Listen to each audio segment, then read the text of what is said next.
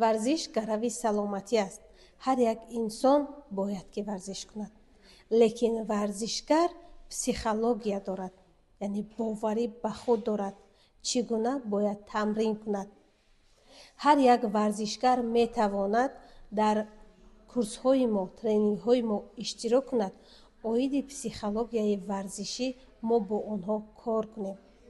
چونکه وقتی که ما باوری داریم به خودمون، به کارمون، به مقصدمون میرسیم. اگر ما ورزش کنیم سلامتی خود را برقرار کردن میتوانیم.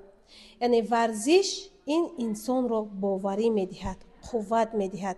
وقتی که ما تمرین میکنیم به بدن خود رسیدگی میکنیم، عقل ما هم خوب کار میکند.